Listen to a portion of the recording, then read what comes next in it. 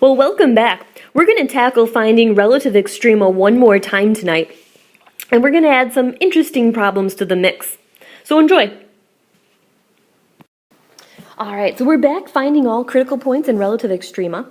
So again, I just want to practice simple derivative techniques. What's going through your head right now? Please don't say quotient rule.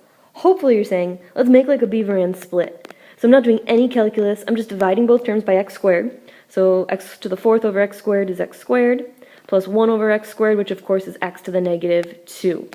Alright, and that, you should be able to do that in your head within 5 seconds, hopefully by now. Let's go ahead and find our critical points. We'll set that derivative equal to 0. So I've got 2x minus 2 over x cubed, x to the negative 3, equals 0. Now, at this point, I want to make sure I first get a common denominator before I, set my derivative actually equal to 0. So all I need to do is multiply this whole fraction. I want it to be x cubed, so I'm going to multiply the top and bottom by x cubed. So I would say f prime of x actually equals 2x to the fourth minus 2 all over x cubed. Now I can set that derivative equal to 0. And again, when I set a derivative equal, I want the top to equal 0, and then when I set the bottom, that will tell me when it's undefined. So f prime of x equals 0 is my 2x to the fourth minus 2 equal to 0.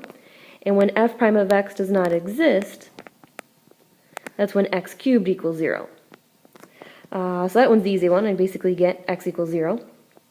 I can pull out a 2 here, and I get x to the fourth minus 1, which of course factors to x squared plus 1, x squared minus 1.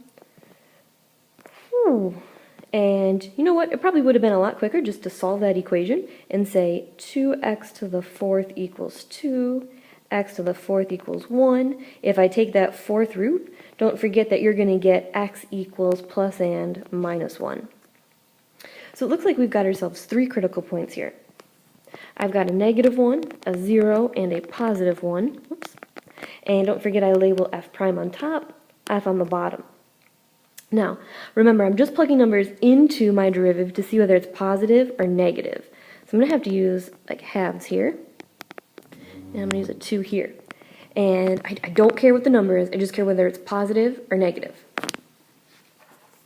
Alright, so let me rewrite my derivative down for myself. That was 2x to the fourth minus 2 over x cubed. Alright, let's start with a nice 2. On the bottom, 2 cubed is a positive. On the top, 2 to the fourth times 2 minus 2, it's going to be bigger than 2. I would definitely say that's positive, which tells me f is increasing.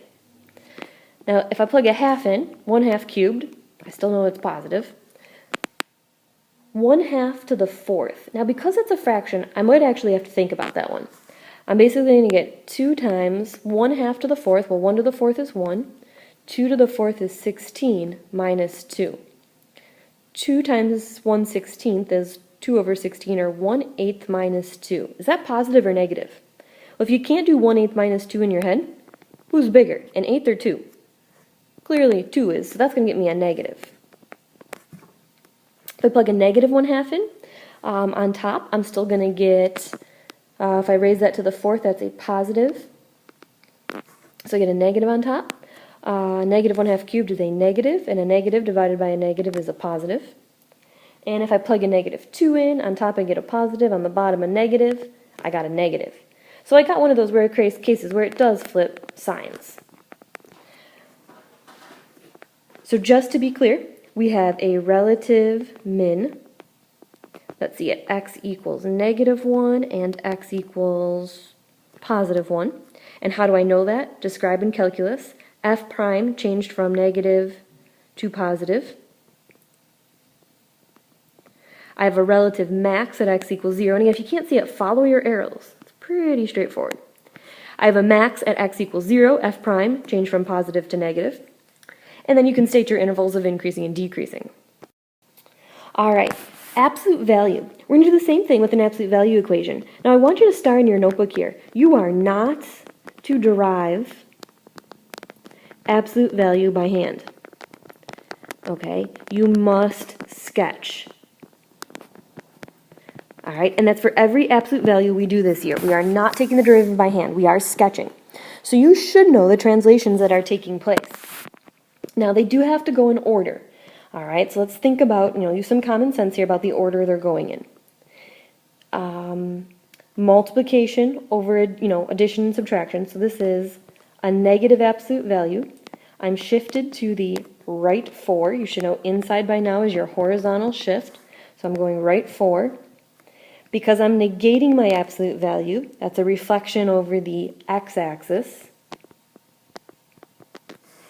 Okay, so picture I went right 4. I'm now reflecting over the x-axis. And now I'm shifting this puppy down 2. Down 2, and there's my absolute value. And it should be facing downward since we reflected over the x-axis or we have a negative absolute value. Okay, and that's all stuff we did in Algebra 2 or perhaps in pre-calc. So here's the question. What are your critical points? And again, by definition, a critical point is when the derivative equals 0 and when the derivative does not exist. Is there any time in this picture where your derivative equals 0? Of course not. But there certainly is a critical point. The derivative does not exist when x equals 4. Okay, and what is your slope there? So I'm going to make a does not exist symbol. Remember, it doesn't exist there. That's where that line could kind of teeter-totter different ways. And all I'm doing is saying, okay, look at the slopes. The slopes on this side are all positive. That means f is increasing. And the slopes on this side are all negative. So f is decreasing. So I have one relative extrema at x equals 4. Notice it doesn't matter if the derivative doesn't exist. That's just telling me whether it comes to a flat surface or a point or a cusp. Increasing from negative infinity to 4 and decreasing from 4 to infinity. All right, our next example is y equals the absolute value of x squared minus 16. Now take note, we have absolute value again, so I just want to be clear, we have to sketch these like we just talked about. All right? We are not deriving by hand, we are simply sketching. So let's get a quick sketch of this function. Now I think it's probably easiest if you ignore the absolute value and just sketch x squared minus 16. Now the reason I'm doing that is because this is a parabola inside, obviously, with that x squared term. It is not linear, so it's not just going to be a horizontal shift. All right, so basically ignore the absolute value. If I factor that, I should get plus and minus 4, and I'm shifted down a negative 16. So I'll say my negative 16 is down here. And I know my parabola opens upwards. All right, so I think we could all agree it looks something like this. Now ask yourself, what does absolute value do to a graph? Well, it takes anybody that was below the x-axis and now makes it above the x-axis. And that's not a new idea, we've seen that quite a bit this year.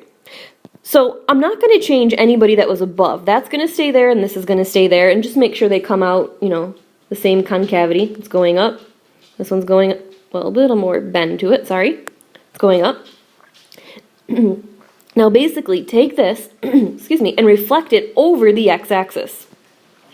So I think it's going to look something like this. And I know it's going to hit here at a height of, positive 16. And this is my negative 4 and positive 4. This is what I'm looking at. Okay, now, did I have no endpoints there?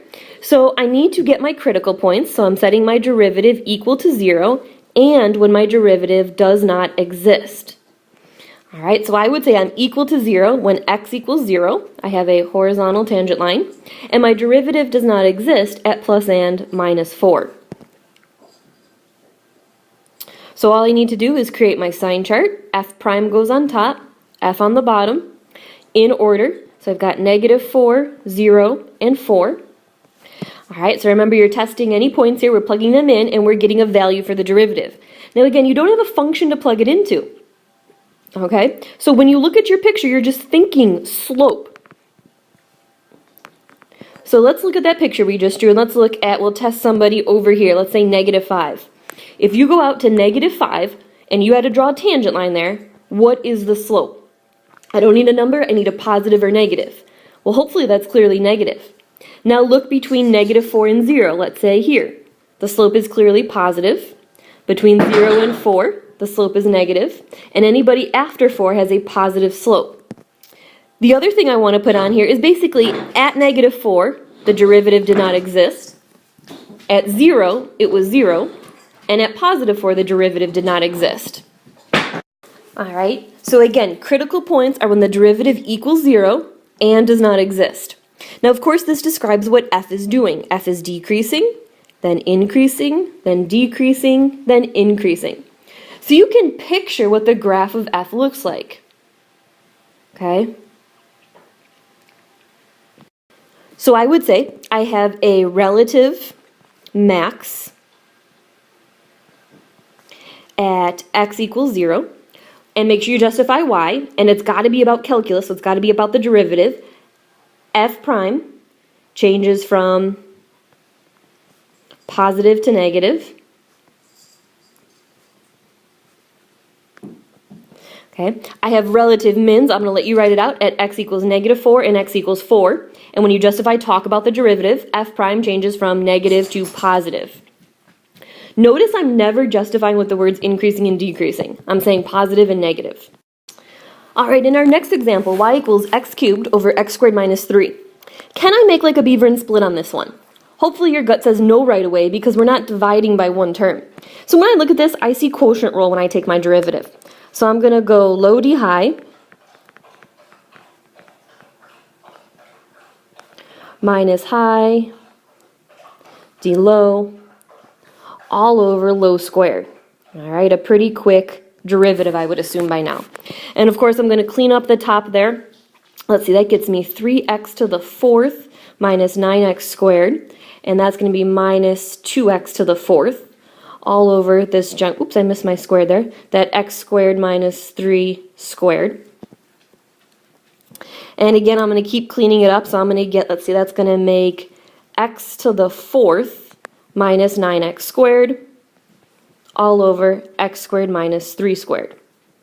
Okay, so once my derivative is good, and hopefully that's pretty quick, I'm going to get my critical points by setting my derivative equal to 0. Now again, when you have a fraction and you set your equation equal to 0, the numerator tells you when the derivative equals 0, and the denominator tells you when the derivative does not exist. All right, so I have to do both when I have a fraction. Hopefully we've gotten that through our heads. The top is when my fraction equals 0, the bottom is when it doesn't exist. I can quickly factor and clean this up, so I can pull out an x squared. I've got x squared minus 9. That factors x plus 3x minus 3. So I get x equals 0 and x equals plus and minus 3. On this side, I can square root both to get rid of that squared. So I've got x squared equals 3. Take the square root. I get x equals plus and minus radical 3. All right, so not always the prettiest numbers. You're going to see that quite a bit, but we still have a bunch of critical points to test. So f prime goes on top, describing f. They need to go in order. So I'm going to go -3, then negative radical 3, 0, radical 3, and 3. Okay. Now, I do want to copy my derivative down one last time. I lost it up here. My derivative was x to the 4th minus 9x squared all over x squared minus 3 squared. Okay, now remember, I don't care what the number is. I just care whether it's positive or negative. Now, look how handy this is. No matter what number you plug in the bottom, you're squaring it. What type of number are you going to get in the denominator every single time? If I square it, I know I am going to be dividing by a positive number every single time. Okay? Now, I just really have to watch my numerator then. So I'm going to pick, let's say over here I pick a 4. All right, 4 to the 4th minus 9 times 4 squared. So I get, let's see, 4 to the 4th minus 9 times 16. That's definitely a positive number, which tells me this is positive. If I keep going, if I plug, now I need somebody between radical 3 and 3. Well, maybe you're thinking, how the heck do I know what radical 3 is? Well, think about this. Do you know what radical 4 is? Okay, radical 4 is equivalent to 2. And the next radical I know is radical 1 is equivalent to 1. So radical 3 has to fall between 1 and 2. Common sense tells us that. Radical 3 is between those two numbers. Therefore, I can safely pick 2 here. Okay, and if I plug 2 in, I get 2 to the 4th, which is 16, minus 4 times 9 is 36. That's definitely a negative number. So I know I'm going to have a negative here. So I know radical 3 is bigger than 1, so I'm going to use 1 in this section. So I've got 1 to the 4th minus 9, which is a negative. Okay. In this section, I'm going to use a negative 1. Negative 1 to the fourth is 1, minus 9 is a negative again. And in this section, I'm going to use a negative 2. Negative 2 to the fourth gets me that 16 minus 36 is definitely a negative.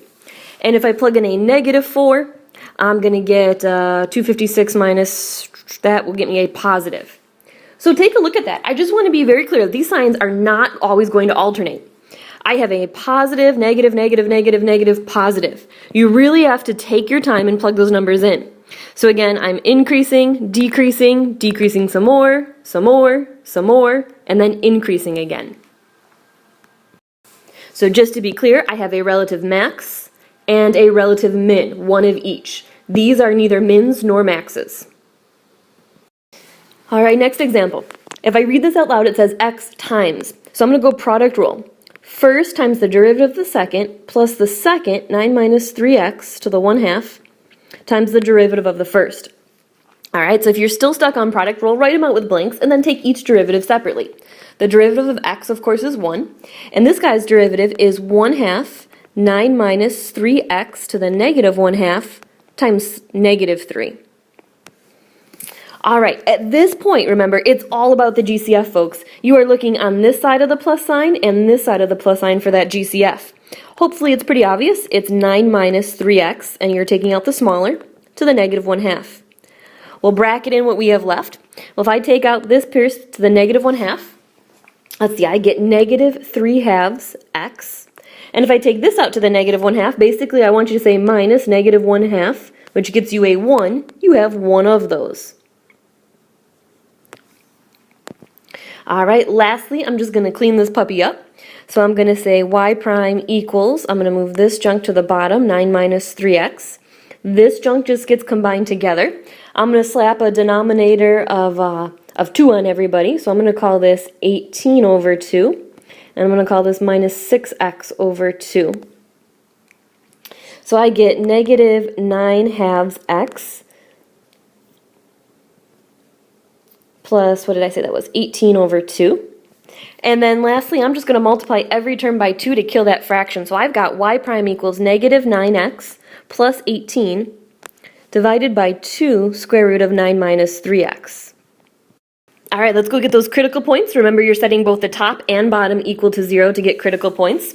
So I've got negative 9x plus 18 equals 0, x equals 2. And I'm setting 2 square root of 9 minus 3x equal to 0. Well, remember, isolate the radical, so I'm going to divide by 2. That still gives me 0. Square both sides. I get 9 minus 3x equals 0.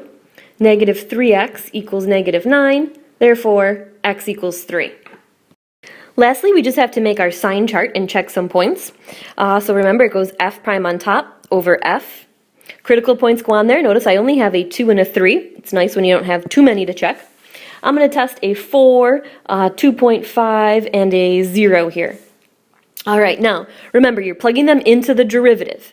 So let's start with the 0. Negative 9 times 0 is 0 plus 18. That's a positive divided by, if I plug in 0 here, I get a positive on the bottom. So I know that's positive, which tells me f is increasing. If I plug in 2.5, and, you know, sometimes fractions are easier, believe it or not, in our calculus world here. I'm going to call that 5/2. So if I plug in 5/2 times 9 gets me negative 45/2, which is bigger than 18, so I know my top is a negative. And on the bottom, let's see, I get 15/2. 9 minus 15/2 is definitely a positive. That's going to leave me with a negative, which tells me the function's decreasing. And if I plug a 4 in, on top, 9 times 4 is negative 9, so I get a negative. On the bottom, what the heck happens on the bottom? I get 9 minus 12. I get an imaginary number. Do we deal with imaginary numbers in this course? The answer, of course, is no. So all of this gets rejected because we get that imaginary number in there. So basically, I'm left with a relative max at x equals 2. And my justification, of course, is f prime changed from positive to negative. I have no relative mins. My function's increasing from negative infinity to 2 and decreasing from 2 to 3. All right, so let's throw some trig into the mix. The other thing I threw in here was a domain. All right, so let's just be clear. Every now and then they're going to give you a domain for the problem. All right, and that just restricts what numbers you can and cannot plug in. So we'll worry about the domain in a minute. Let's get our critical points. So y prime equals half x is just 1/2. Derivative sign is cosine, so minus cos x. Set that puppy equal to 0. Now, trig is going to make you work a little differently. Obviously, I can move over the cosine and say 1/2 equals cos x. Okay, now you've got to know those trig values, and that's why we've been practicing. They've been on all those bite-sized quizzes. When does your cosine graph equal a half, and in what quadrants? So all students tip cows. I have cosine equaling a positive 1/2, first and fourth, so I should get 2 answers. What number pops in your head? Hopefully you're saying 60 degrees. So I can go with 60 degrees from quadrant 1 and 300 in quadrant 4. Now, this is calculus, and we are not going to use degrees, of course. If you want to think in degrees, that's fine, and then convert. 60 goes into 183 times, that's pi over 3. And then 60 goes into 305 times, so that's 5 times pi over 3. Those are my critical points. Pi over 3 and 5 pi over 3. Now, here's where the domain comes in. Because they told you you can only test values between 0 and 2 pi, you got to cut her off at 0 here and 2 pi here. We'll still label this f prime and f. But notice those endpoints or domain have to go on your problem. Now, let me just remind us of our derivative was 1/2 minus cos x. And now I've got to plug numbers in. So again, if you want to think degrees, if that's easier for you, that's fine. You've got to pick somebody between 0 and 60.